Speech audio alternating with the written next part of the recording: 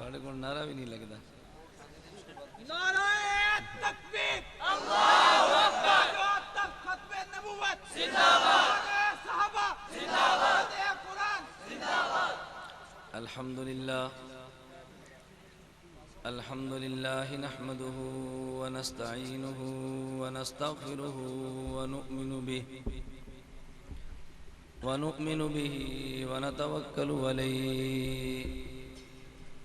व नऊज़ु बिल्लाहि मिन शुरूरि अनफुसिना व मिन सय्यिआति अअमालिना मन यहदिहिल्लाहु फला मुज़िल्ल लहु व मन युज़लिल फला हादिय लहु व नशहदु अल्ला इलाहा इल्लल्लाहु वहदहु ला शरीका लहु व नशहदु अन्न सय्यिदना व मौलाना मुहम्मदन अब्दुहु व रसूलुहु अम्मा बादु फ़अऊज़ु बिल्लाहि मिनश शैतानिर रजीम बिस्मिल्लाहिर रहमानिर रहीम मा कान मुहम्मदुन अबा अहदिम मिर रिजालिकुम वलाकिर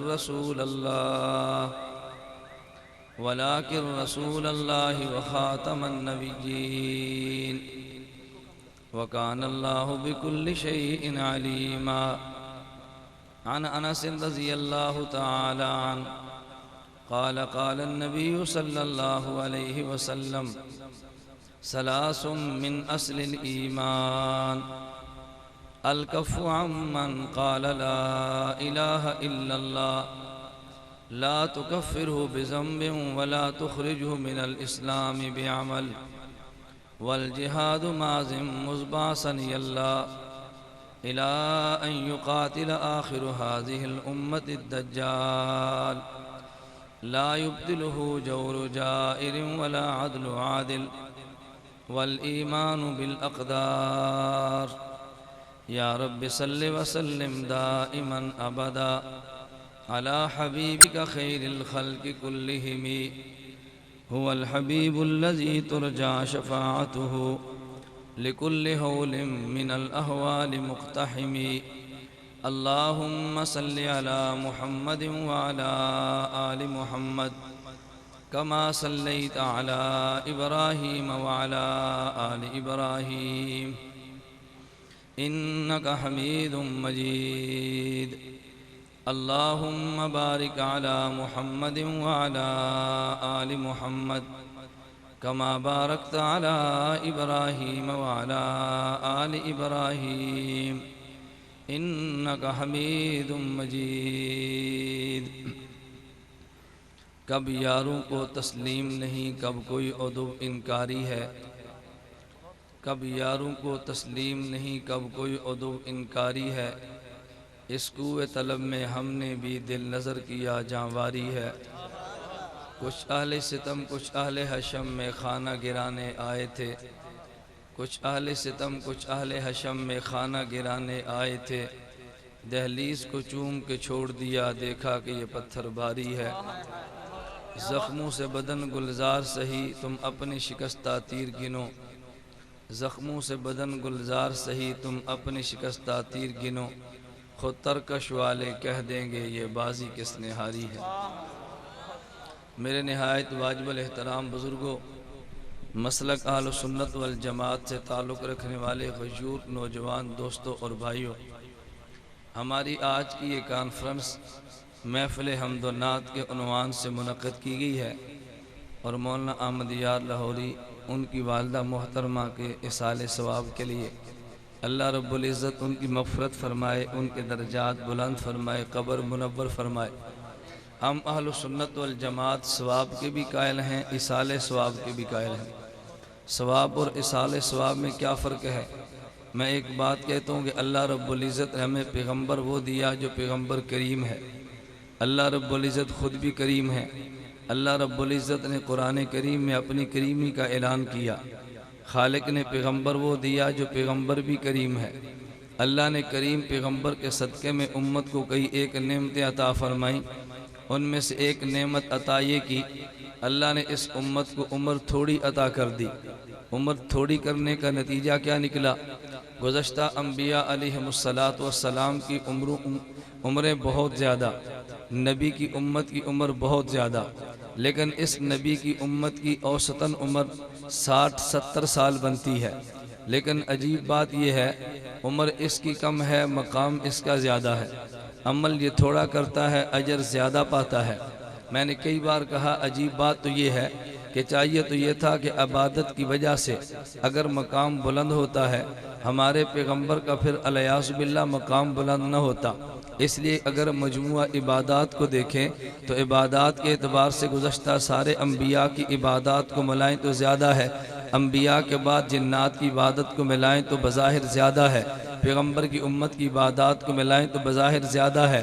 हज़रात मलाइका की इबादत को मिलाएं तो ज़्यादा है। हमारे पैगंबर की उम्मत 63 साल है, उनमें 23 साल दौरे नबुव्वत का है। 23 साल की इबादत को जा, 950 साल की इबादत को जा, 23 साल की इबादत को जा, आदम से लेकर क़यामत तक आने वाले आखिरी इंसान की इबादत को जा। बज़ाहिर मालूम ये होता है हमारे पैगंबर के नाम अमाल में बज़ाहिर इबादत हुजम में कम है, मिक़दार में कम है, मगर कैफियत हमारे पैगंबर की इबादत को जो मिली है वो कैफियत किसी और इंसान को नहीं मिलती। कमियत का मसला और है, कैफियत का मसला और है। हदीस एहसान आपने सुनी होगी, हदीस जिब्राईल के नाम से, जिसको मुहद्दिसीन उम्मुस सुन्ना कहते हैं। उस हदीस जिब्रील में जिब्रील ने पैगंबर से 3 सवाल किए हैं। नंबर 1, या मोहम्मद मल इस्लाम। नंबर 2, या मोहम्मद मल ईमान। नंबर 3, या मोहम्मद मल एहसान। जब एहसान की बारी आई तो अल्लाह के पैगंबर ने फरमाया, अंताबुदल्लाह का अन्ना का तराहू फ़इल्लम तकुन तराहू फ़इन्नहु यराका। आपने हदीस के अल्फाज तो सुने होंगे, मैं ये बात नहीं कह सकता कि आपने हदीस की शरह उस ज़ौक़ से सुनी होगी जिस ज़ौक़ से मैं अर्ज़ करता हूँ। अल्लाह के पैगंबर ने फरमाया, अंताबुदल्लाह का अन्ना का तराहू फ़इल्लम तकुन तराहू फ़इन्नहु यराका। ए बंदे, अल्लाह की इबादत यूँ कर गोया अल्लाह को तू देखता है। अगर ये मकाम नहीं मिलता, इबादत यूँ कर गोया अल्लाह तुझे देखता है।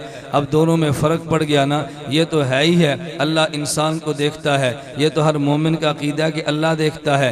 लेकिन पैगंबर ने तकसीम क्यों फरमाई, इबादत यूँ कर गोया अल्लाह को तू देखता है। यानी ये अकीदा तेरा है ही है, अल्लाह तुझे देखता है, लेकिन इसमें इजाफा ये कर दे कि गोया अल्लाह को तू भी देखता है। अगर ये कैफियत पैदा नहीं होती तो अदना कैफियत ये कि अल्लाह तुझे देखता है। अब एक है मकाम इबादत पैगंबर का, एक है मकाम इबादत उम्मत का।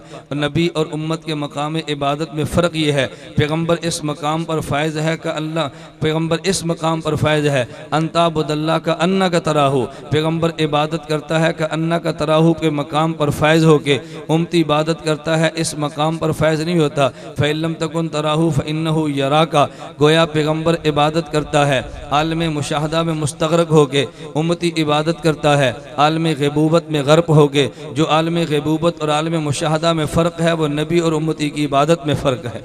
जो नबी और उम्मती की इबादत में वही फ़र्क होगा जो मुशाहदा और ग़ैबूबत में फ़र्क है। अब ये इल्मी बहस चलेगी तो आप हज़रात के चेहरे पे बाना बजने शुरू होते हैं कि ये कौन सी बहसें शुरू हो गई हैं। इसलिए कि आप हज़रात तो बड़क और फड़क के कायल हैं ना, आप तो तरन्नम और सजा के कायल हैं। तो जब उन्वान बदलता है तो थोड़ी सी तवज्जो हट जाती है, तो फिर मुझे इल्मी मज़ामीन बयान करते हुए झिझक महसूस होती है कि ये समझें कि खुद नहीं और खाते मेरे डाल देंगे कि बहस इसने कौन सी शुरू कर दी थी। खैर, मैं अर्ज़ कर रहा था कि पैगंबर का मकाम इबादत क्यों बढ़ता है कि जिस मकाम पे पैगंबर फ़ायज़ है वो है का अन्ना का तराहू। उम्मती का मकाम इबादत क्यों कम है, ये जिस मकाम पर फ़ायज़ है वो है फ़इन्नहु यराका। तो जो अन्ना का तरा फ़इल्लम यरामा फ़र्क है, वही फ़र्क नबी और उम्मत की इबादत में है। इसलिए मैं कहता हूँ कमियत में फ़र्क है और कैफियत में भी फ़र्क है। अगरचे पैगंबर की इबादत कमियत में थोड़ी है मगर कैफियत में बहुत बुलंद है। कमियत और कैफियत को फ़र्क बयान करने के लिए मैं एक मिसाल देता हूँ कि जैसे 5 किलो गुड़ हो और एक चुटकी स्क्रीन की हो, तो देखने में 5 किलो गुड़ ज़्यादा है मगर मिठास एक चुटकी स्क्रीन में ज़्यादा है। इसलिए कैफियत इसमें ज़्यादा है, कमियत उसमें ज़्यादा है। बज़ाहिर हज तेरे ज़्यादा हैं, बज़ाहिर उम्रे तेरे ज़्यादा हैं, बज़ाहिर सजदे तेरे ज़्यादा हैं, बज़ाहिर कुरान की तिलावतें तेरी ज़्यादा हैं, बज़ाहिर मैदान जंग की जंगें तेरी ज़्यादा हैं। मगर जिस कैफियत पे डूब के नबी इबादत करता है वो मुझे और तुझे नसीब नहीं होती। इसलिए आल सुन्नत वल जमात का अक़ीदा कि पैगंबर का एक सजदा एक तरफ, पूरी इंसानियत के सारे सजदे सजदे एक तरफ मिलाकर नबी के एक सजदे का मुकाबला भी नहीं किया जा सकता।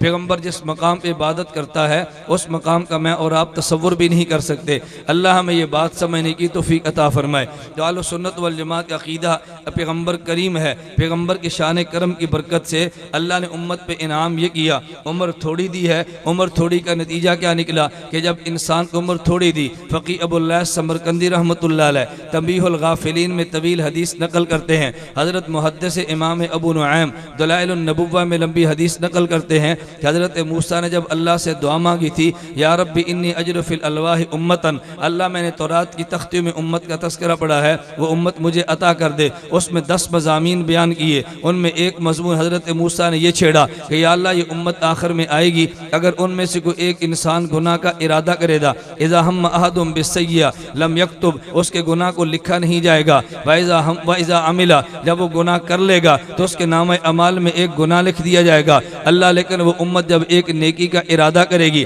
उसके नामे अमाल में नेकियों को लिख दिया जाएगा। अगर नेकी एक करेगी तो 10 से लेकर 7 तो नेकियां लिखी जाएंगी। हज़रत मूसा ने वास्ता दिया, अल्लाह ये उम्मत मुझे अता कर दे। अल्लाह की शान करीमी देखिए, अगर गुनाह एक किया तो नामे अमाल में गुनाह एक लिखा जाता है, अगर गुनाह का इरादा किया तो नामे अमाल में गुनाह नहीं लिखा जाता, लेकिन नेकी का इरादा किया तेरे नामे अमाल में नेकी को लिख दिया गया। अगर नेकी कर ली है तो 7 तो नेकियां लिखी कर दी गई। एक तो अल्लाह ने करम ये फरमाया कि तेरी एक नेकी पे 700 का अजर अता कर दिया। दूसरा करम ये किया, रब ने मिसाल के तौर पे 60 साल जिंदगी दी है, तूने 60 साल में गुनाह भी किए, 60 साल में नेकी भी की, लेकिन जब क़यामत के दिन आएगा तेरे गुनाह भी होंगे, तेरे नेकियां भी होंगे। अगर नेकियों का पल्ला भारी हो गया तो जन्नत में चला जाएगा, अगर गुनाह का पल्ला भारी हो गया जहन्नम में चला जाएगा। अगर दोनों में बराबरी होगी तो असहाबे अराफ में शामिल हो जाएगा। लेकिन रब ने करम ये किया, फरमाया अगर तुम्हें मैंने 60 साल की ज़िंदगी दी है, तुम क़यामत के दिन आओगे तो 60 साल की नेकियां तुम्हारे नाम अमाल में,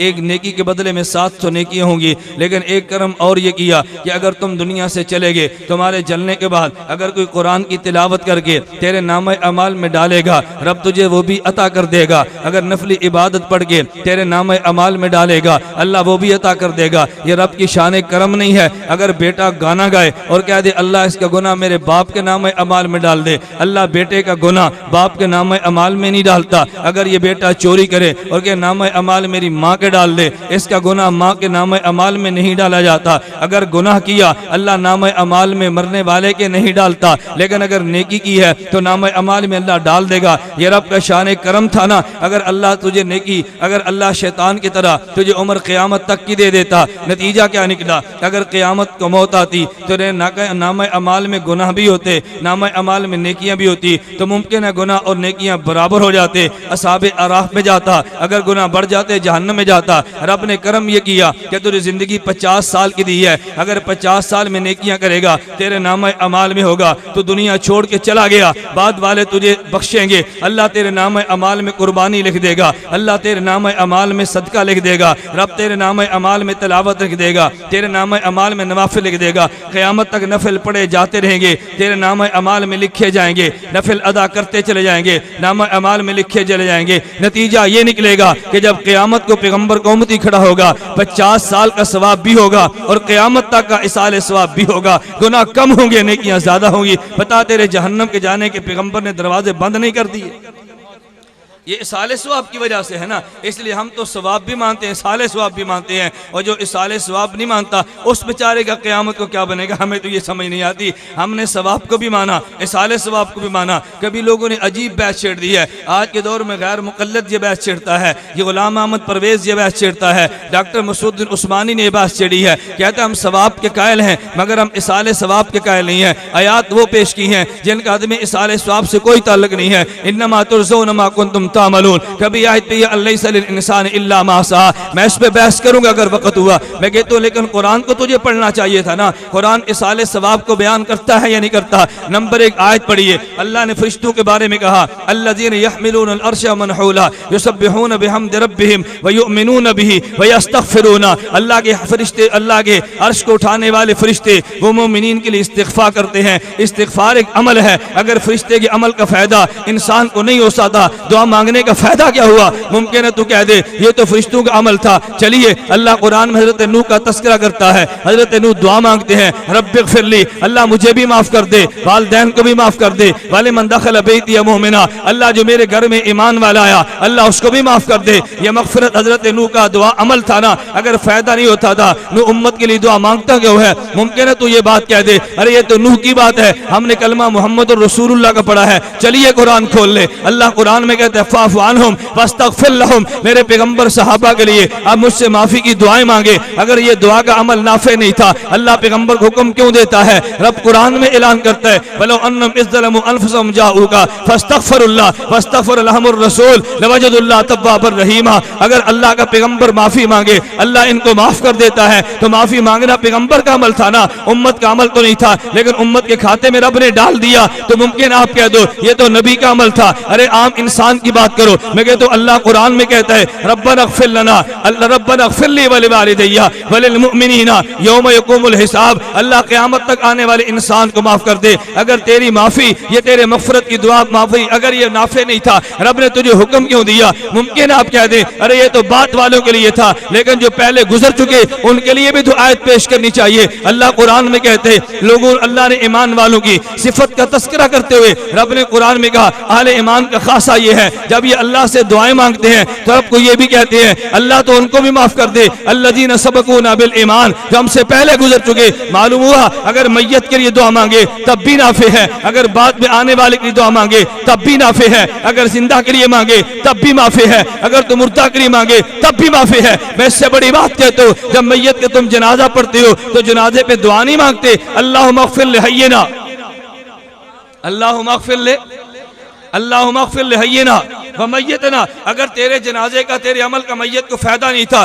तूने दुआ क्यों मांगी है? फायदा था तो दुआ मांगी है ना। जो जनाजे का कायल है वो दुआ के नाफे होने का कायल होगा, जो जनाजे का कायल है इसाल का कायल होगा। अगर जनाजे का कायल नहीं तो इसाल का कायल भी नहीं, अगर जनाजे का कायल है इसाल का कायल भी होगा। या सिमरन एक बात आगे मैं अर्ज कर दूं, कभी ममाती नमाज जनाजा को लेकर एक इश्काल पैदा करता है। ममातियत के पास दलाइल नहीं है, ये कान खोल कर सुन लो। मैं हर जगह पे कहता हूँ कि ममातियत के पास दलाइल नहीं है। ममाती शोशे तो पैदा करता है, ममाती वसवसे तो पैदा करता है, ममाती खन्नास की तरह तुम्हारे कान में वसवसे तो डालेगा, मगर ममाती मुस्तकिल दलील कोई नहीं रखता। अगर तुम्हें यकीन ना है कभी लाहौर में मैदान सजा तो तुम्हें यकीन आएगा। ममाती के पास दलाइल नहीं है, वो शुबे और वसवसे पैदा करेगा। मैं कराची गया, तखस्सुस का तालिब इल्म था न्यूटन का, मेरे पास आया मुनाजरे के सबक के बाद मुझे कहते हैं हजरत हम सिमाए मौता के कायल हैं। मैंने कहा तुम कायल हो या नहीं? हम तो सिमाए मौता के कायल हैं। कहते हैं सिमाए मौता पर कोई हदीस भी है? मैंने कहा हमें हदीस की जरूरत ही नहीं है, हमें सिमाए मौता पे दलील के लिए हदीस की जरूरत नहीं। कहता जी क्यों? मैंने कहा दलील तो मुद्दई की जिम्मे होती है, हम तो मुद्दई नहीं है, मुद्दई तो तुम हो। कहता जी वो कैसे? मैंने कहा मुद्दई कहते किसे हैं? मुद्दई उसे कहते हैं जो खिलाफ असल का दावा करे, वो मुद्दई होता है। असल के मुताबिक बात करे उसको तो दलील की हाजत नहीं होती। आप कहेंगे जी वो कौन सा? मिसाल के तौर पर यह मदरसा है, दारुल उलूम है, दुनिया जानती है मुहतमिम कौन है, दुनिया जानती है मुतवल्ली कौन है।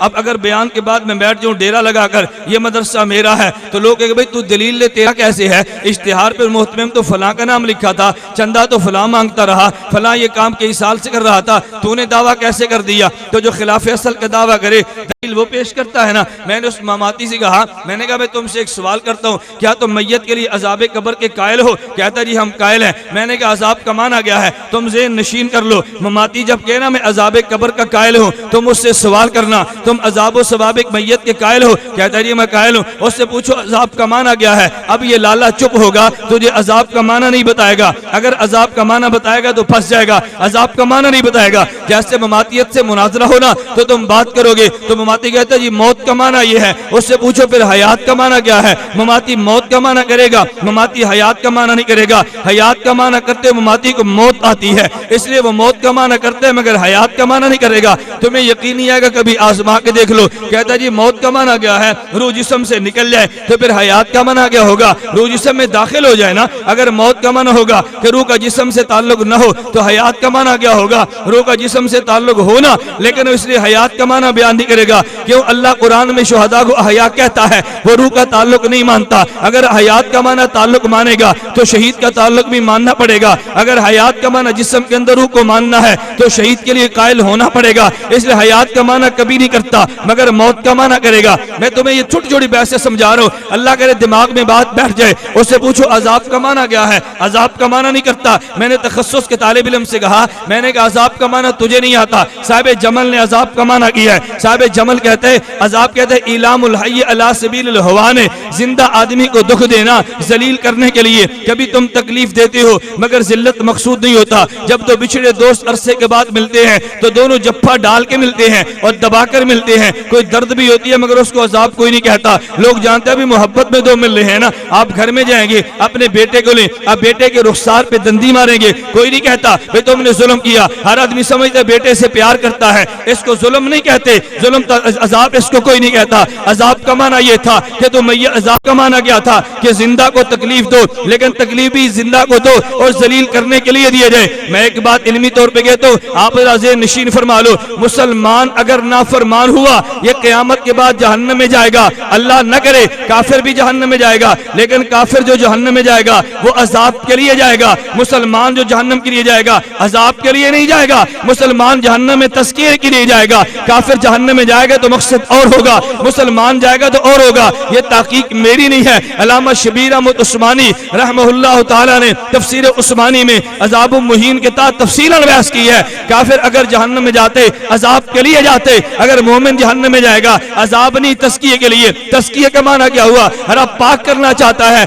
जन्नत पाक लोगों की जगह है, जन्नत में नापाक नहीं जाता। इसने जिना किया ये नापाक हुआ, इसने चोरी की है ये नापाक हुआ। रब इसको जहन्नम में भेज के पाक करके फिर जन्नत में भेज देगा। लेकिन काफिर को रब जहन्नम में भेजेगा तो अजाब देने के लिए, जलील करने के लिए। मुसलमान पर क़यामत के दिन जहन्नम का अजाब नहीं होता बल्कि मुसलमान का तस्किया होता है। अल्लामा शबीर अहमद उस्मानी फरमाते हैं, मैंने पूछा अजाब का माना गया, अब लाला अजाब का माना नहीं बताता, क्यों मालूम है अगर अजाब का माना बताऊंगा तो फंस जाएगा ना। मैंने कहा अजाब का माने इलामुल हय्य अला सबीलिल हवान, तुम अजाब मैयत के कायल हो। कहता है जी कायल हो। अजाब का माना गया था जिंदा को तकलीफ देना। अगर तुमने कब्र में मैयत के लिए अजाब माना है तो फिर मैयत के लिए हयात को मानना पड़ेगा। अगर हयात माना है फिर सिमा को मानना पड़ेगा। आदमी अजाब माने फिर हयात न माने, हयात माने और सिमा न माने, ये हमाकत की बातें हैं। मैंने कहा अगर तुमने अजाब माना तो तुम्हें हयात माननी पड़ेगी, हयात मानी फिर तुम्हें सिमा मानना पड़ेगा। इसलिए मुमाती अजाब का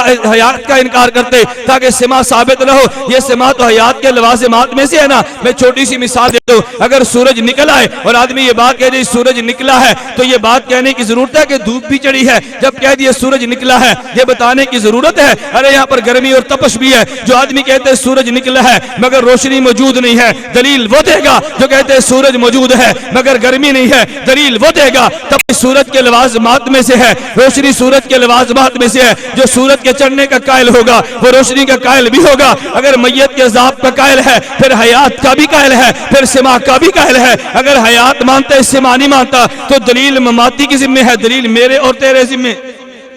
हमारे जिम्मे दलील थे नहीं, हम परेशान फिरते हैं। जैसे गैर मुकल्लिदीन से गुफ्तगू चलती है, उन्वान बदल जाएगा, बात लंबी होगी। जैसे इनसे बहस चलती है ना, हम परेशान है जी दलील दो। दलील हमारे जिम्मे नहीं है, दलील गैर मुकल्लिद के जिम्मे है। लेकिन गैर मुकल्लिद तुम्हें अपने मौके पर कभी दलील पेश नहीं करेगा, वो दौड़ जाएगा, तुम्हें दलील कभी नहीं देगा। दावा पेश करेगा उस पर हदीस कभी पेश नहीं करेगा। तो मैं ये अर्ज कर रहा था, हम इसाले सवाब के कायल थे ना, हम तो सवाब के भी कायल हैं, इसाले सवाब के भी कायल हैं। अल्लाह में सवाब भी दे, अल्लाह में इसाले सवाब भी दे। जो सवाब नहीं मानता उसका अपना मसला है, इसाले सवाब नहीं मानता उसका अपना मसला है। मैं कहता था आयात थी, तुम कहोगे जी मुमकिन है हदीस में मसला ना हो। हदीस सही बुखारी की मौजूद है। हजरत साद बिन उबादा कहते हैं अल्लाह के पैगंबर से पूछा, या रसूल अल्लाह मेरी माँ ने नजर मानी थी लेकिन मेरी माँ दुनिया से चली गई, अगर मैं नजर पूरी कर दूं मेरी माँ की तरफ से अदा हो जाएगा? अल्लाह के पैगंबर ने फतवा दिया, हाँ अगर तू नजर पूरी करेगा तेरी माँ की तरफ से अदा होगा। अगर ये नजर माँ की तरफ से नहीं थी पैगंबर इजाजत क्यों देते? आगे चलिए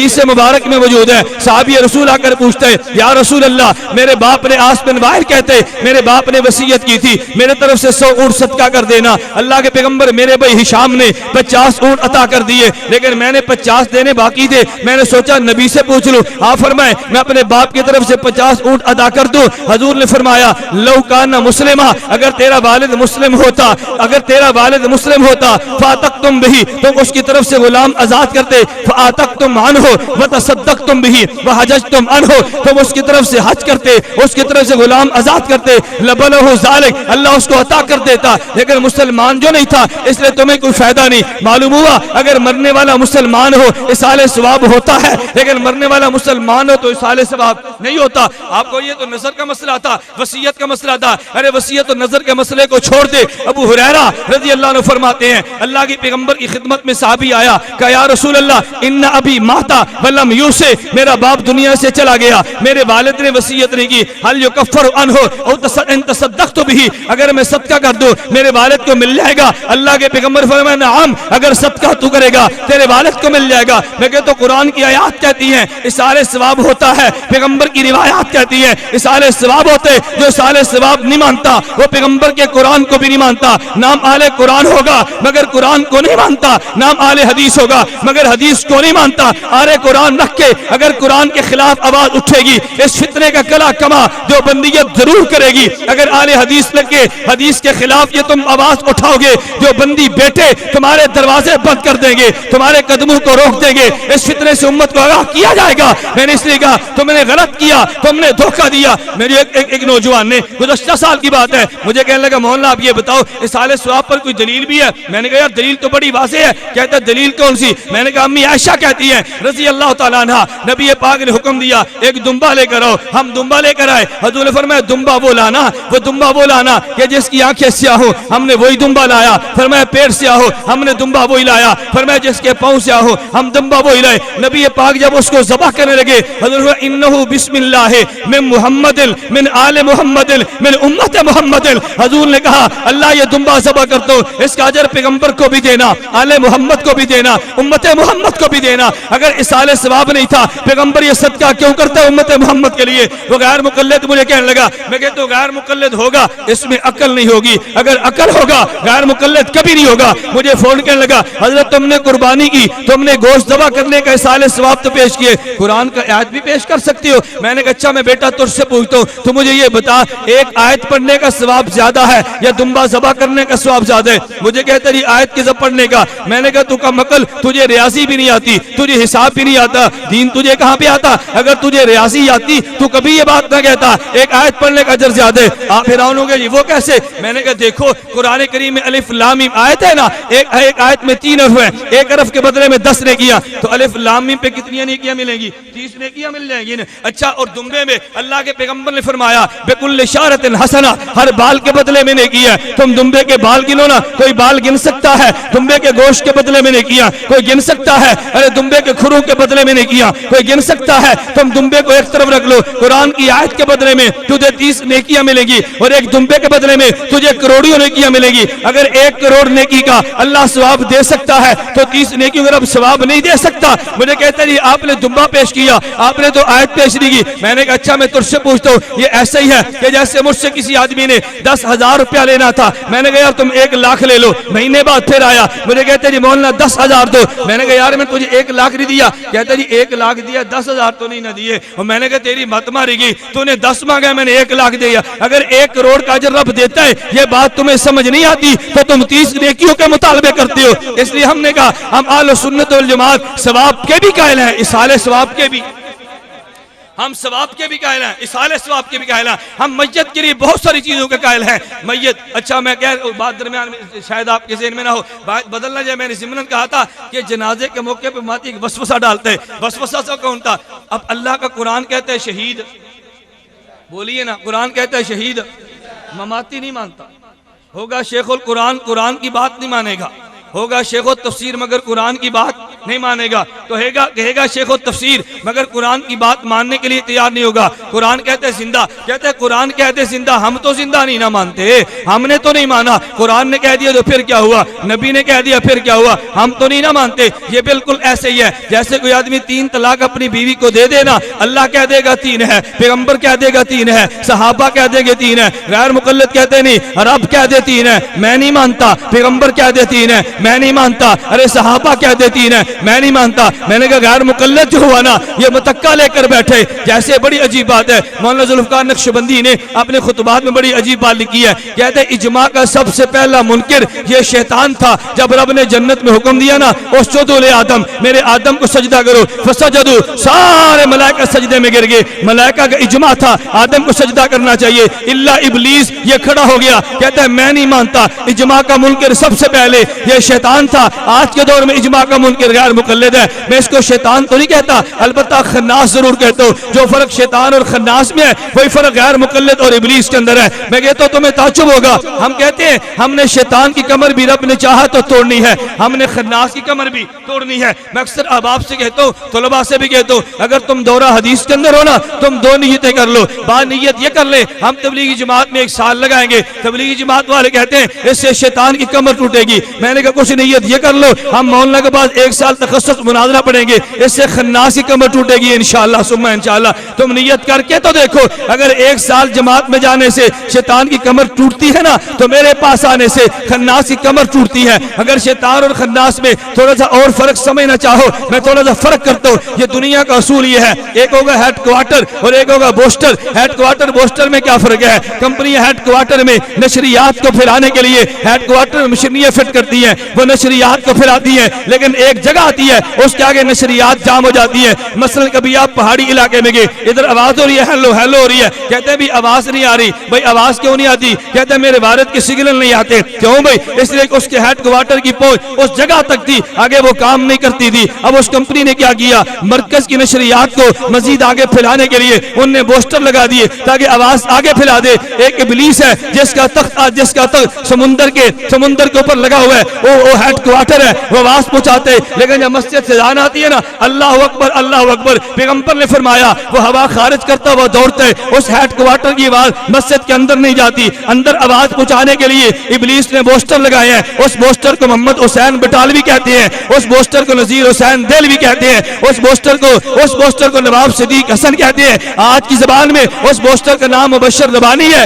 उस पोस्टर का नाम जुबैर अली ज़ई है, उस पोस्टर का नाम तालिब रहमान है। और मैंने बात जुरत के साथ कही है, तुम्हें यकीन नहीं है, मैंने 31 मई को तालिब रहमान इलाके में जाके तालिब रहमान की किताब पर बहस की है। मैंने कहा तूने आई अकीदा सीखे लेके उसमें जिस गिलाजत को जमा किए, मैंने दलाइल तेरे सामने रख दिए। मैं इंतजार करूंगा कि मेरी बात का कब जवाब तू स्टेज लगा कर दिखाते। बंद कमरे में बात करनी आसान है, मगर स्टेज पर बात करनी बड़ी मुश्किल है। मैंने तालिब रहमान के खिलाफ तालिब रहमान के इलाके में जाकर बात की है। और लाहौर के लोगों तुम गवाह रह जाओ, ये मेरा तुमसे वादा है। मैंने रानी शमशाद तलवी की क्लास मामू कांजन गैर मुकल्लदीन के मरकज में जाकर ली है। मैंने तालिब रहमान की क्लास तालिब रहमान के इलाके में जाकर ली है। अहमद सईद चित्रोड़ी का ऑपरेशन मैंने गुजरांवाला की सरजमीन पर जाकर किए। अहमद सईद के शहर केरोड़ पक्का में मैंने अहमद सईद के शहर चित्रोड़गढ़ में किए। जब ये बाहर की फिजा में था, मैं इसके शहर के अंदर गया हूँ। मैंने वहां जाकर कहा अगर इस किताब पे तुम मुनाजरा करना चाहो, मुझे तुम्हारा चैलेंज कबूल है, मगर बदकिस्मती उसकी या खुशकिस्मती उसकी,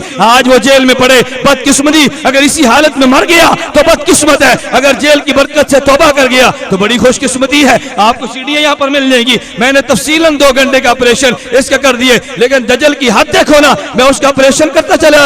इधर जामिया शरीफिया में इश्तिहार लगा हुआ है। इश्तिहार क्या, मौलाना इलियास घुम्मन अहमद सईद मुल्तानी मुश्तरका कॉन्फ्रेंस में खिताब करेंगे। मैंने कहा बाबा मैं आजाद फिजाओं में हूँ, वो गुस्ताख जेल में पड़ा हुआ है। बल्कि गुस्ताख और आशिक एक स्टेज पर जमा हो सकते हैं, प्रोपेगेंडा की हद होती हुई है ना। मैं इसलिए कहता हूँ पोस्टर एक है और एक है हेडक्वार्टर। हेडक्वार्टर का नाम इब्लीस है और पोस्टर का नाम मुबश्शिर रबानी है। हेडक्वार्टर का नाम इब्लीस है और पोस्टर का नाम जुबैर अली ज़ई है। हेडक्वार्टर का नाम इब्लीस है, पोस्टर का नाम जुबैर तालिब रहमान है। अगर तुमने जबान बंद लगी, मैं यकीन कीजिए, मुझे कई एक साथी ने कहा, कहते या ये आरफी भोंक मारते। मैंने कहा या ये आरफी की हैसियत वो नहीं है, मैं इसको जूते की नोक पे लिख दूं, इसकी तो कोई हैसियत नहीं है। अगर तुम बात करते हो तालिब रहमान की बात करो। मुझे तालिब रहमान के एक लौंडे मौलवी ने कहा, कहते तुम तालिब रहमान से मुनाजरा करना चाहते हो। मैंने कहा तालिब उलमान को तुम तैयार करो, मैं तुम्हें 10,000 इनाम दूंगा। वो पास बैठा सुन रहा था, कहता है ये तालिब उलमान कहता है मुनाजरा करेंगे मगर इंटरनेट पे करेंगे। मैंने कहा इंटरनेट पे मुनाजरे की सूरत ये होगी कि मस्जिद इस्लामाबाद में तालिब उलमान की होगी,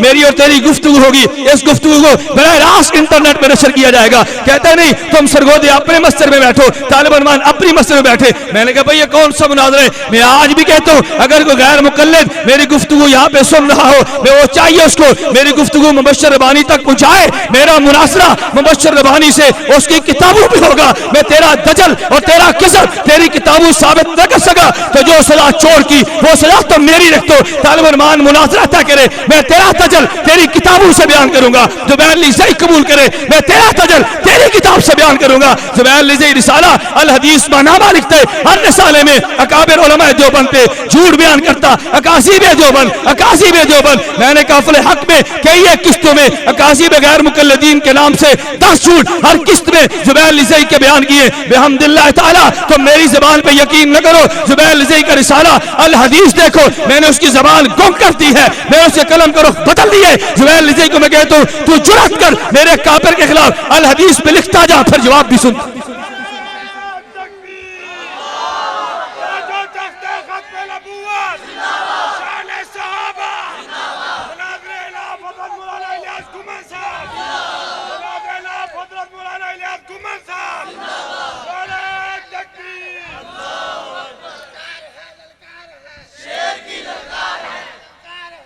ये बात ठीक है गलत है भाई? बोलिए ठीक है गलत है? मुझे कभी अब आप कहते हैं तेरा लहजा सख्त है, मैंने कहा तुमने इसको भौंकते देखा ही नहीं है। मुझे लाहौर एक बुजुर्ग थे, उनने फ़ोन किया बड़े अदब के साथ, मुझे कहते हैं ये जो हयात और ममात की बहस है ना ये अमेरिका ने शुरू कराई है, तुम यार ख्याल करो। मैंने कहा जी मैं बिल्कुल मानता हूँ ये बात अमेरिका ने शुरू कराई है, लेकिन सवाल यह कि अगर मैंने शुरू किया अमरीकी एजेंट मैं हूँ, उनने शुरू किया तो एजेंट वो है। नहीं समझे? मैं तुम्हारी बात को मानता हूँ, कहते हैं हयात और ममात की बहस किसने शुरू कराई है?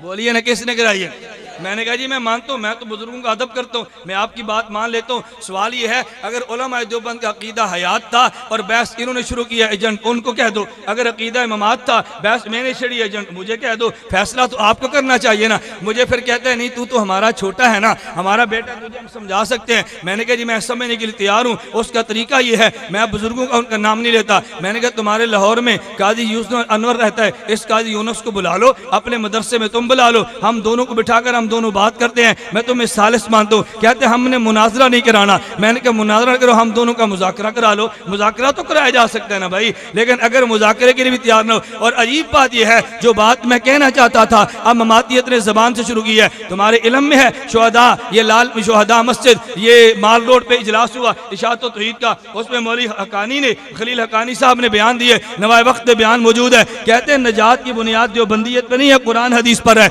मैं तो यही कहता था तुम देवबंदी नहीं, तुमने तो खुद मान लिया ना। हम ये बात कह रहे तुमने मानना शुरू कह दिए, इसलिए मैं कहता हूँ इंशाअल्लाह सुम्मा इंशाअल्लाह वो दिन आएगा हमने देवबंदियत से नहीं तुम्हें आलो सुन्नत वल जमात की फरिश्ते अलग कर दिए। मैंने काफिले हक के हर शुमारे पे मुस्तकिल एक फतवा जारी किए, तुम फतवा याद पढ़ते चले जाओ। और फतवा हर उस शख्स का है जो बराह रास्त शेखुल अरब वल अजम मौलाना हुसैन अहमद मदनी का शागिर्द है। इस दफा जामिया नुमानिया डेरा इस्माइल खान के मोत में मौलाना अलाउद्दीन ने फतवा दिए कि ममाती के पीछे नमाज मकरूह तारीमी है, वाजिबुल इआदा है, आलो सुन्नत वल जमात से खारिज और बिदअती है। ये मेरे काबिर के फतवे हैं। आइंदा काफिले हक में फतवा आएगा मौलाना मोहम्मद यूसुफ खान दामद बरकातुहुम का, जमीयत उलमा इस्लाम आजाद कश्मीर के सरपरस्त है, हजरत मदनी के शागिर्द है, इमाम आले सुन्नत वल जमात मौलाना सरफराज खान सफ्दर के साथी है, उनका फतवा आएगा। मुझ पे गिला न करो, इन अकाबिर से पूछो। अगर ये फतवा अकाबिर का नहीं था तो तुम मुझे बुरा कह दो। अगर अकाबिर के फतवे नकल कर दो फिर मेरे खिलाफ ज़बान दराज़ी की हाजत नहीं है, अपने अकाबिर से जाके बात करो।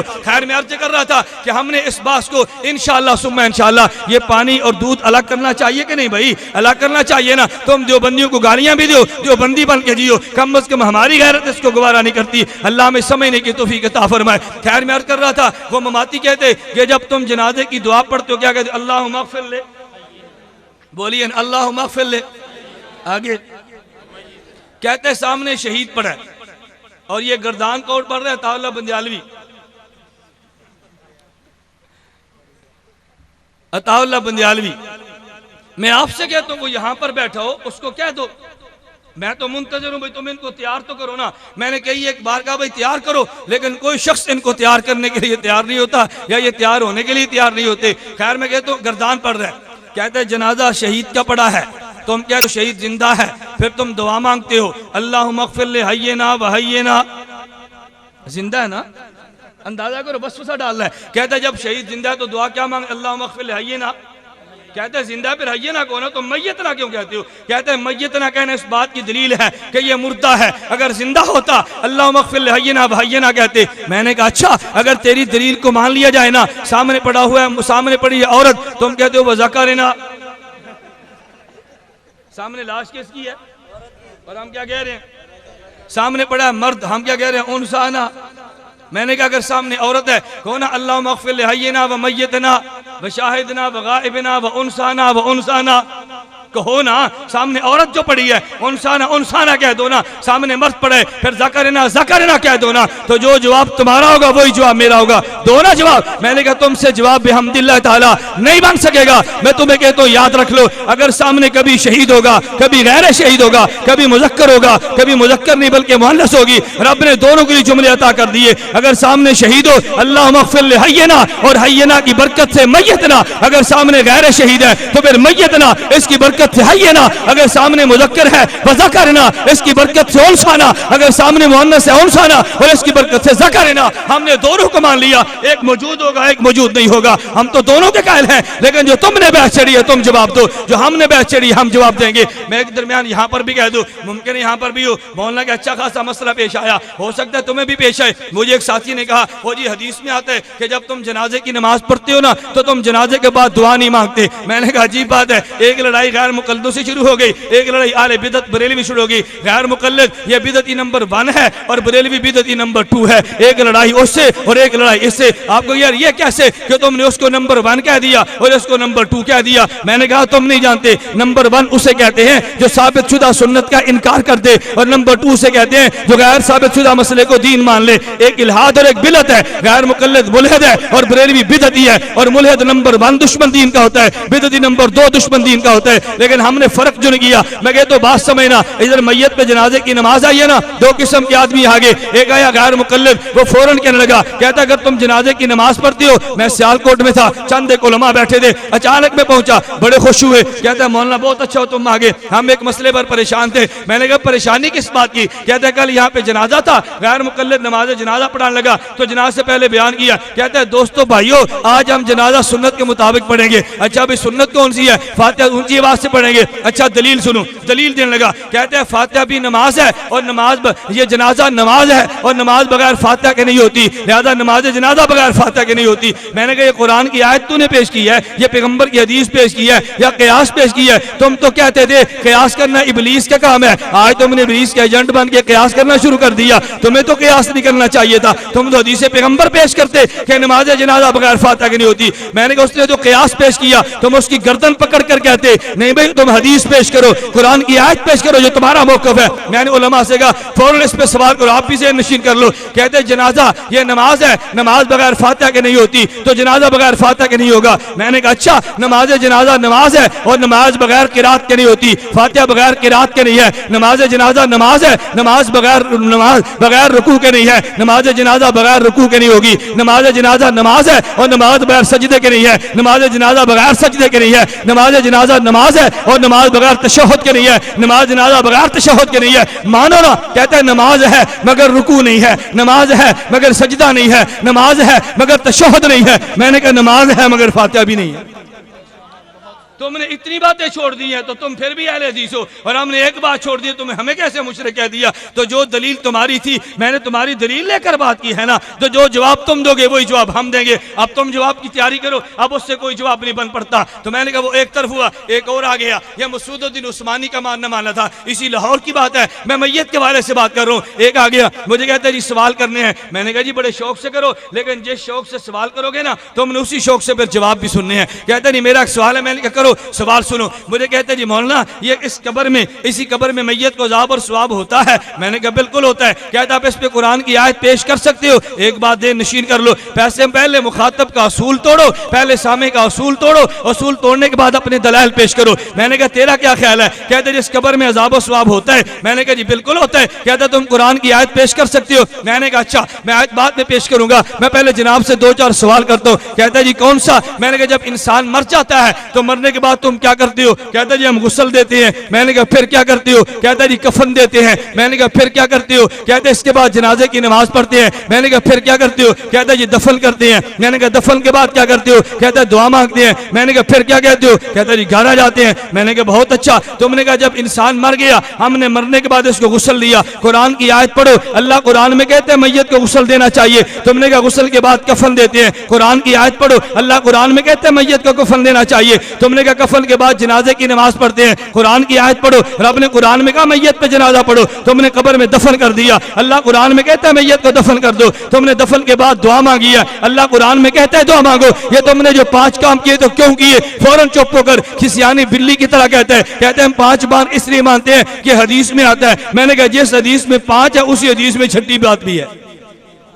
जब तुमने 5 बातें हदीस की वजह से मान ली हैं तो फिर 6ठी बात हदीस की वजह से मान लो ना। अब वो बेचारा चुप हो गया। मैंने कहा तेरा असूल टूटा ना। अब मैं आयात भी पढ़ता हूँ, इसी कब्र में अजाब होता है, इस पे आयात भी मौजूद है। ये मतलब नहीं कि आयात मौजूद नहीं है, आयात भी मौजूद है। लेकिन तुम्हें किसी ने धोखा दिया, इस कब्र में अजाब नहीं होता, अजाब इसी कब्र में होते। मैं ये कह रहा था एक बहस गैर मुकल्लर ने छेड़ी है, एक बहस ममाती ने छोड़ी है, और एक बात बरेलवी छेड़ के खड़ा हो गया। बरेलवी क्या कहते? तुम जनाजे की नमाज पढ़ते हो? हमने कहा जी पढ़ते हैं। तो जनाजे के बाद दुआ मांगते हो? हमने कहा जी मांगते हैं। कहते तुम्हारे मौलवी तो नहीं मांगते। मैंने कहा जनाजे के बाद मांगते हैं, लेकिन बात का माना तू नहीं समझा। एक बात का माना दफन से पहले था, एक बात का माना दफन के बाद था। हमने जो दफन के बाद दुआ मांगी है तो जनाजे के बाद ही मांगी है ना, जनाजे से पहले तो नहीं मांगी है। हम जनाजे के बाद दुआ मांगते हैं लेकिन दफन के बाद मांगते हैं। मैंने एक जगह पे कहा वजह यह है देवबंदियत वफा का नाम है और बरेलवियत बेवफाई का नाम है। मैंने कहा दोनों में फर्क ये था, तेरे बाप ने तुझे 60 साल तक पाला है, आज तेरा वालिद फौत हो गया लेकिन तेरे पास वक्त नहीं था। तूने कहा जी जनाजा पड़ा, मौलवी साहब दुआ मांगो, मैंने दौड़ना है। तेरा एमए ने वो तुझे कई तेरे काम करवाता रहा, लेकिन जब मर गया तेरा ताल्लुक टूटा है। तूने जनाजे के बाद दुआ मांगी और दौड़ा, तेरे उस्ताद ने तुझे पढ़ा के तुझे आलिम बना दिया, लेकिन तूने दौड़ना था ना, तेरा मैयत से बेवफाई का ताल्लुक था। तूने इसके जनाजे के बाद दुआ मांग के दौड़ना था। तूने कहा फौरन मांगो, जो बंदी वफा का तरस देते। हमने कहा जिंदगी भर इसका साथ दिए तो मरने के बाद जहां तक साथ दे तो वहां तक तो दो ना। इसलिए हमने वफा के तकाजे का ख्याल किया, हमने दफन के बाद दुआ मांगी है। तूने बेवफाई की है, तू फौरन दुआ मांग के दौड़े। तेरा मसलक बेवफाई, हमारा मसलक वफा है। तो बेवफाई वफा में फर्क होता है ना। हम दुआ दफन के बाद मांगेंगे, वो दफन से पहले मांगेगा। खैर मैं जो बात कह रहा था, कहते जी हदीस में तो आता है। मैंने कहा कौन सी हदीस है? हमें भी सुनाओ। इमाम अबू हनीफा को नजर भी तुम्हें आ गई है, कोई हमें भी हदीस सुनाओ। आप ये ज़हन नशीन कर लो। कहते जी हदीस में आता है अल्लाह के पैगंबर ने फरमाया इज़ा सल्लैतुम अलल मय्यत फअखलिसू लहु दुआ, कि जब तुम इज़ा सल्लैतुम अलल मय्यत फअखलिसू लहु दुआ, कि जब तुम मैयत पर नमाज पढ़ो ना जनाजे की तो दुआ इखलास के साथ करना। देखो अल्लाह का पैगंबर हुक्म देते कि जब तुम मैयत पे जनाजे की नमाज पढ़ो इखलास से दुआ मांगना। मैंने कहा अच्छा ये पैगंबर का इरशाद है ना, तो नबी अलैहिस्सलाम बेअमल तो नहीं ना होता, नबी तो बाअमल होता है। जब अल्लाह के पैगंबर ने फरमा दिया कि मैयत पर जब जनाजा पढ़ो दुआ मांगो, फिर नबी खुद भी तो दुआ मांगते होंगे ना। अब नबी कौन सी दुआ मांगते थे? मैं तुझसे सवाल करता हूँ, तू बता दे। अगर तुझे नहीं आता तो मैं बताता हूँ। आप उठाए मिशकात शरीफ किताबुल जनाइज में अबू हुरैरा रज़ी अल्लाह ताला अन्हु से यही हदीस मुबारक है, इज़ा सल्लैतुम अलल मय्यत फअखलिसू लहु दुआ। अब दुआ कौन सी मांगते नबी? दुआ कब मांगते? इसके फौरन बाद अबू हुरैरा रज़ी अल्लाह ताला अन्हु की हदीस है। अबू हुरैरा फरमाते हैं कान नबी सल्लल्लाहु अलैहि वसल्लम इज़ा सल्ला अलल मय्यत, जब पैगंबर मैयत पे नमाज जनाजा पढ़ते तो फिर हुजूर दुआ ये मांगते अल्लाहुम्मा अग़फिर लिहय्यिना व मय्यितना व शाहिदना व गाइबना व सगीरना व कबीरना व ज़करना व उनसाना। अबू हुरैरा ने बता दिया कि जो पैगंबर ने फरमाया दुआ मांगो, उसकी शरह वो थी जो पैगंबर खुद मांगते। अगर पैगंबर जनाजे के अंदर मांगे तो इसका माना यह था जनाजे के अंदर मांगो, अगर पैगंबर जनाजे के बाद मांगे तो माना यह था जनाजे के बाद मांगो। मैंने अमरे पैगंबर से पैगंबर के कौल की शरह करती है। अगर तेरे पास दलील मौजूद है तो पैगंबर की कौल की शरह अमले पैगंबर से तू कर दे, तू सच्चा, अमले पैगंबर से शरह कर दो तो मैं सच्चा। बात आसान है या मुश्किल? बात बड़ी आसान है ना, मगर इसके लिए तैयार नहीं होगा। फिर साथी कहते हैं इस हदीस का मतलब क्या होगा? मैंने कहा इसका मतलब ये होगा कि माँ सुबह अपने बच्चे को तैयार करती है स्कूल भेजने के लिए, फिर माँ अपने बेटे से कहती है बेटा रश बहुत है, बेटा रश बहुत है, ये गाड़ियां बहुत चलती हैं, जब तुम सड़क से गुजरो तो ख्याल करना। जब सड़क से गुजरो तो क्या मतलब? ख्याल नहीं समझे? जब सड़क से गुजरो तो क्या मतलब? पहले गुजर जाओ फिर ख्याल करना, यह मतलब था कि जब सड़क से गुजर जाओ तो ख्याल करना। मतलब यह था कि गुजरते हुए गुजरते गुजरते ख्याल करना। माँ अपने बेटे को मुतवज्जे कर रही है, बेटा सड़क से गुजरो तो ख्याल से गुजरना, यह मतलब था ख्याल करने का। जब पैगंबर ने फरमाया कि देखो तुम नमाज तो पढ़ते हो, अल्लाह के लिए पढ़ते हो, लेकिन मैयत के लिए जब लोग आते हैं तो लोग कभी आते हैं नाम रखने के लिए, नाक रखने के लिए, बरादरी के लिए। अल्लाह के पैगंबर ने फरमाया ये दुनिया में जाने का आखिरी वक्त है, अब बरादरी की वजह से न पढ़ना, अब खानदान की वजह से न पढ़ना, अब नाक की वजह से न पढ़ना, अब तुम दुआ इखलास के साथ मांगना। अगर तुम्हें यकीन ना आए ना तो आज नमाज जनाजा लोग आएंगे, यहाँ हजारों का मजमा बैठा होगा, जोहर की नमाज होगी तो 5 आदमी उठेंगे, जब जनाजा होगा तो 1000 उठेंगे। अगर अल्लाह के लिए पढ़ना था तो 1000 नमाज पढ़ लेते हैं ना। मालूम हुआ ये नमाज पढ़ते हैं तो अल्लाह का हुक्म समझ के, ये जो जनाजा पढ़ते हैं ना अल्लाह का हुक्म नहीं बरादरी का हुक्म समझ के। आज मैंने ना पढ़ा तो मेरे बाप के जनाजे में कौन आएगा? इसलिए पैगंबर ने फरमाया इज़ा सल्लैतुम अलल मय्यत फअखलिसू लहु दुआ, कि जब तुम मैयत पर जनाजे की नमाज पढ़ो फिर इखलास से दुआ मांगना। मैं क्या ये रहा था, मैंने मैयत के मुतल्लिका 2-3 बातें की हैं, अल्लाह मुझे भी समझने की तौफीक दे, अल्लाह आपको भी समझने की तौफीक दे। अब मैं आखिरी बात कहता हूँ, ये जो हमदो नात की महफिल है, अगर ये महफिल अमल है, अगर ये दीन है, अगर ये सवाब का काम है, अगर ये अमल साले है, फिर हम भी दुआ मांगते हैं अल्लाह इसका अजर मौलाना की वालदा को दे दे, अल्लाह इसका अजर तमाम उन अमवात को दे दे जिनका ईमान पे खात्मा हुआ, अल्लाह सबको दे दे। अगर किसी को इश्काल पैदा हो हमदो नात की महफिल ये तो अजर का काम नहीं है, ये तो सवाब का काम है, मैं उसे दावत देता हूँ तुम सुबह जाओ मुस्लिम शरीफ को खोल कर देख लेना, मुस्लिम शरीफ जिल्द नंबर 1 सफ़ा 300 पे रिवायत मौजूद होगी। हजरत अमीर मुआविया रज़ी अल्लाह अन्हु के वालिद मोहतरम अबू सुफियान ने कलमा नहीं पढ़ा, अभी कलमा नहीं पढ़ा, नबी पाक सल्लम की दावत मौजूद थी, अभी कलमा नहीं पढ़ा, हालत कुफर में थे। अबू सुफियान ने पैगंबर के खिलाफ चंद एक शेर लिखे, हुजूर की मुज़म्मत बयान की है। अल्लाह के पैगंबर ने हजरत हस्सान को बुलाया रज़ी अल्लाह तआला अन्हु, हस्सान बिन साबित से कहा हस्सान जाओ अबू सुफियान का जवाब दो। हजरत हस्सान को पैगंबर ने यह भी फरमाया हस्सान इस बात का ख्याल रखना मेरा अबू सुफियान का नस्ब एक है कि अबू सुफियान का जवाब देते हुए ऐसा ना हो दरमियान में मेरा नस्ब भी आ जाए। अबू बकर सिद्दीक के पास जाओ रज़ी अल्लाह अन्हु, इल्मुल अंसाब के माहिर है। हस्सान अबू बकर सिद्दीक के पास गए, नस्ब को पूछा, नस्ब को देखा, नस्ब को सीखा, वापस आके अर्ज किया हजरत मुझे अगर इजाजत हो मैं अबू सुफियान का जवाब दे दूं, फिर मैं तुम्हें इजाजत है तुम्हें जवाब दो। हस्सान बिन साबित ने फिर अशार कलाम करते हुए, फिर शेर पढ़ते हुए, कसीदा पढ़ते हुए हस्सान ने जवाब दिया। अगर महफिल हमदो नात में दुश्मन को जवाब दिया जाता है शेर की सूरत में, अगर पैगंबर की मदह की जाती है अशार की सूरत में, फिर हस्सान का तरीका है, पैगंबर का हुक्म है, हुजूर ने हुक्म दिया हस्सान बोले, हस्सान बोल कर कहते हजौत मुहम्मदन फाजबतुन हो वाइंदल्लाहि फी ज़ाकल जज़ाउ हजौत मुहम्मदन बर्रन तकिया रसूलुल्लाह शीमतुहुल वफाउ फइन्न अबी व वालिदती व इर्ज़ी बिर्ज़ मुहम्मद मिनकुम बकाउ सकुलत बिनियती इल्लम तरुहा तसीरु लक बिकल फी किदाउ जुबारिन अल आइनत मुसइदातिन अला अक्ताफ अल उsul ज़माउ तदिल्लु जियादुना मुतमत्तिरातिन तलत्तमुहुन्न बिल खुमर निसाउ फिन आरस्तुमन्ना तमरना वकान अल फतवन कशफल ग़िताउ व इल्ला फस्बिरु लिज़लाब यौमिन युइज़्ज़ुल्लाहु फीहि मन यशाउ वक़ाल अल्लाहु क़द अरसलतु अब्दा युइज़्ज़ु यक़ूलुल हक़्क़ लैसा बिही ख़िफ़ाउ वक़ाल अल्लाहु क़द अरसलतु जुंदा हुमुल अंसारु अरज़तहुल लिक़ाउ युलाक़ी कुल्ल यौमिन मिन मादिन क़ितालन औ सिबाबन औ हिजाउ फमन यहजु रसूलल्लाहि मिनकुम व यमदहुहु व यंसुरुहु सवाउ व जिब्रील रसूलुल्लाहि फ़ीना व रूहुल क़ुदुस लैसा लहु किफ़ाउ व आख़िरु दावाना अनिल हम्दुलिल्लाह। बैठ जाओ भाई, 1 मिनट बैठ जाओ, अल्लाह का बंदा तुमने तो सफर ही नहीं किया। 1 मिनट तशरीफ रखो, 1 मिनट।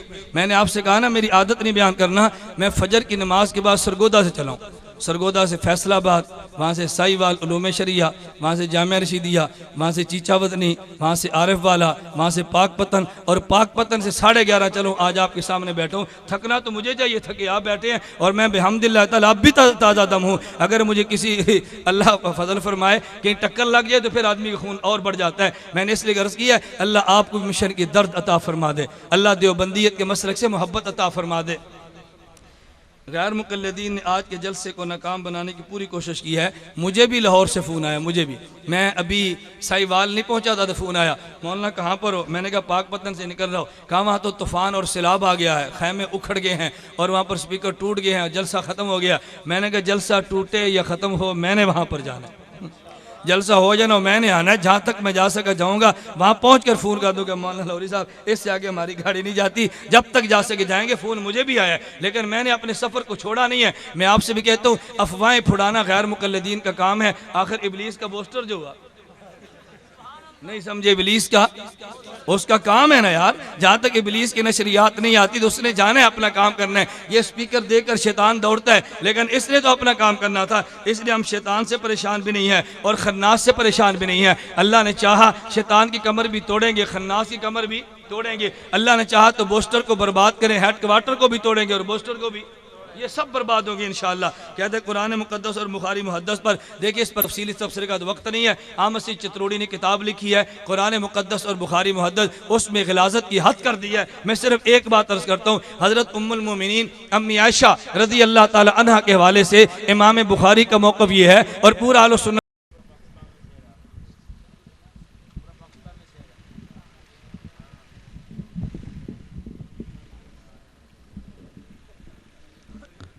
सामीन मोहतरम, आज की ये पुरवकार तकरीब महफ़िल हमदनात अपने इख्तिताम के करीब है। प्रोग्राम के रूह रवां मेहमान ख़ुसूसी मुनाज़िर इस्लाम हज़रत अल्लामा मौलाना मोहम्मद इलियास घुम्मन दामत बरकातुहुम स्टेज पे जलवा अफरोज़ हैं। मैं उन्हें दावत देने वाला हूँ। हज़रत मौलाना अहमद यार लाहौरी, वो मुझे बार बार कुछ पढ़ने के लिए कह रहे हैं। अब वक्त ऐसा नहीं है कि कुछ कहा जाए। उनकी वालिदा मोहतरमा का गुज़श्ता दिनों इंतकाल हुआ, तो उस हवाले से सिर्फ एक शेर पे इक्तिफ़ा कि एक मुद्दत से मेरी माँ नहीं सोई ताबश, एक मुद्दत से मेरी माँ नहीं सोई ताबश, मैंने एक बार कहा था मुझे डर लगता है।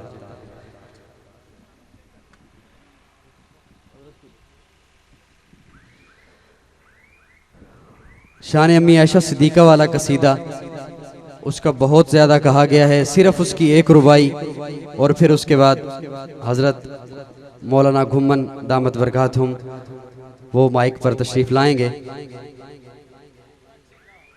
शान अम्मी आयशा सिद्दीक़ा पे बहुत बड़ा कसीदा पहले आप शायद सुन चुके हों। अगर आपकी तवज्जो हो तो सिर्फ उसकी एक रुबाई पेश कर देता हूँ। आपकी तवज्जो है? नारे तकबीर, आहिस्ता जवाब दीजिए। नारे तकबीर, नारा रिसालत, नारा रिसालत। शान अम्मी आयशा सिद्दीक़ा, यूं नहीं हाथों को खड़ा करके अम्मी की शान को बुलंद करें। शान अम्मी आयशा सिद्दीक़ा, जिसकी माँ है मोहब्बत से कहे शान अम्मी आयशा सिद्दीक़ा,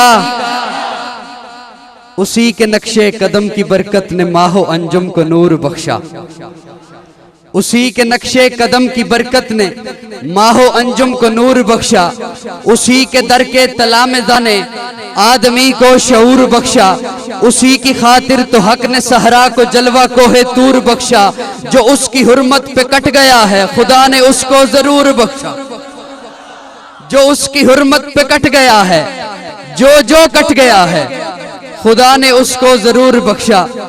और ये आखिरी रुबाई कि अजीब उलझन है काफिले में सबको मुश्किल पड़ी हुई है। वो आपने वाकया अक्सर सुना होगा उलमा से कि अम्मी आयशा सिद्दीक़ा का हार गुम हो गया था। वाकया सुना हुआ है, ज़हनों में है, बस उसी हवाले से है कि अजीब उलझन है काफिले में सबको मुश्किल पड़ी हुई है। ये वो घड़ी है कि सांस हल्कों में जिंदगी में अड़ी हुई है, तमाम असहाब दम बखुद हैं, नजर जमी पर गड़ी हुई है कजावा नशीन आयशा और नबुव्वत खड़ी हुई है। तशरीफ ला रहे हैं आज की इस तकरीब के रूह रवां मेहमान खुसूसी मुनाज़िर इस्लाम मुमताज मजहबी सकालर उस्ताजुल उलमा हजरत अल्लामा मौलाना मोहम्मद इलियास घुम्मन।